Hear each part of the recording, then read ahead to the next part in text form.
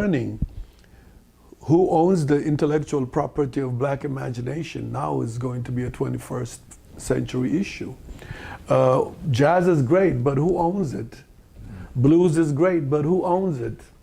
And then if this is not capital, no wonder I can't make my own movies. Who owns the capital?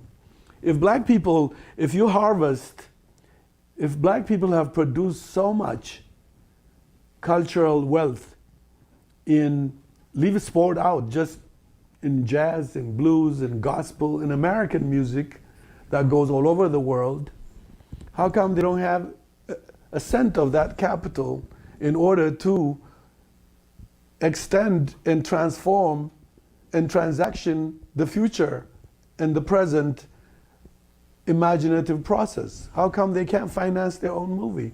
Why are they still poor? To me, if I even only owned Billie Holiday's music, I would make 20,000 movies. I'm sorry. So who owns the intellectual product of black people? Intellectual literature, even now, black publishers, for example. Gerima is a name that each of us need to know, and we need to sketch it in our minds. And if you have not seen the movie Sankofa, shame on you. You need to go get it. You need to buy it. Do not just watch it on YouTube.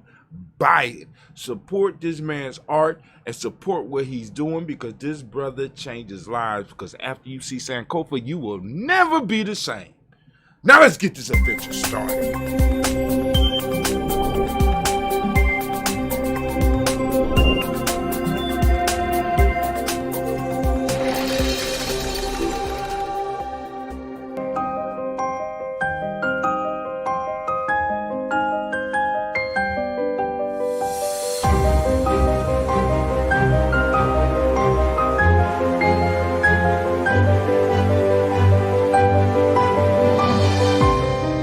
Brother Hatim at GNJ.media. Oh my God, oh my God, oh my God. Right now, we got Haile Gerima breaking down the battlefield of the 21st century, and that is the battlefield of intellectual property. Not just intellectual property worldwide, but black intellectual property. Who will own it in the 21st century?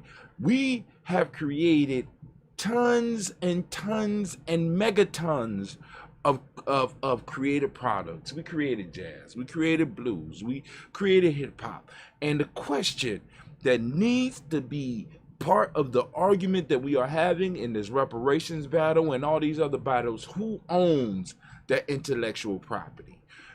We got white companies that have been building up for the last 100 years their war chests, because in a sense, they kind of are preparing for what's coming in the future, because we're coming for our shit, right? There's a lot of intellectual property out here. And speaking of intellectual property, who owns yours, right? Are you creating? If you are creating, then who owns yours? Have you created a brand? Have you created a tribe that can surround and not only eat off of what you're creating, but be there to protect it? Because people are coming from it, family. Because I keep telling y'all, content is king.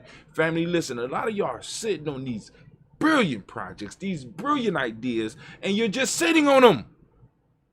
Like you, I mean, it's like you the goose with the golden egg, and you just too scared to stand up and share the golden egg with the world. Get up off your ass. Let everybody see the golden eggs that you laying. You know what I'm saying? A lot of people may be able to benefit from what you have, what you're trying to hide. You know what I'm saying?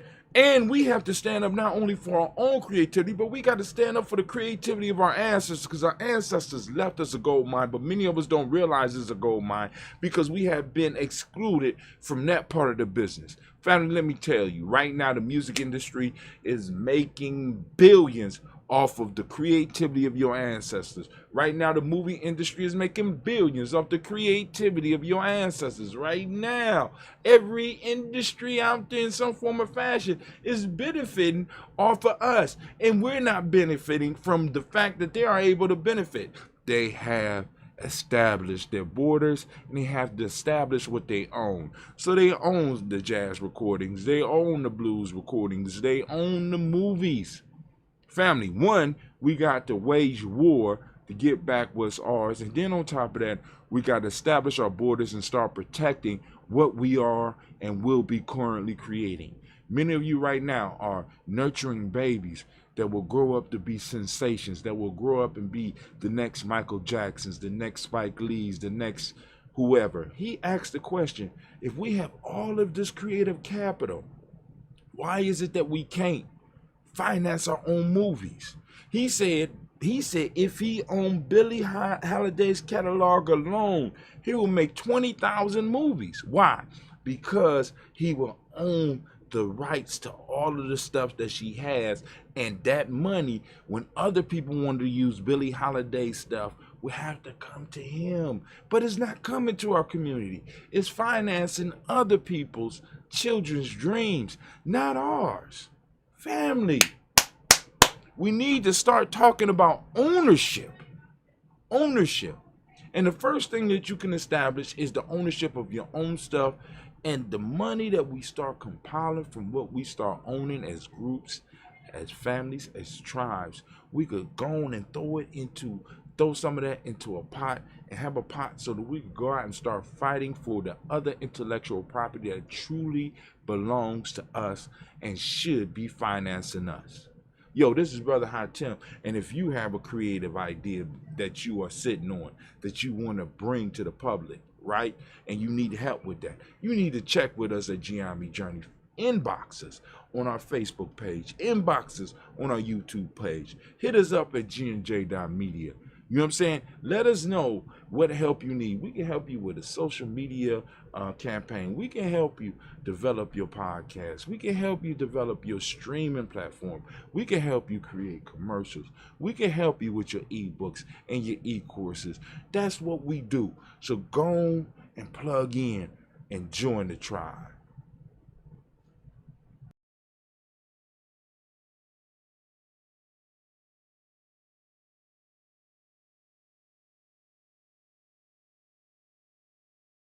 Watch the next video. Watch the next video. Watch the next video.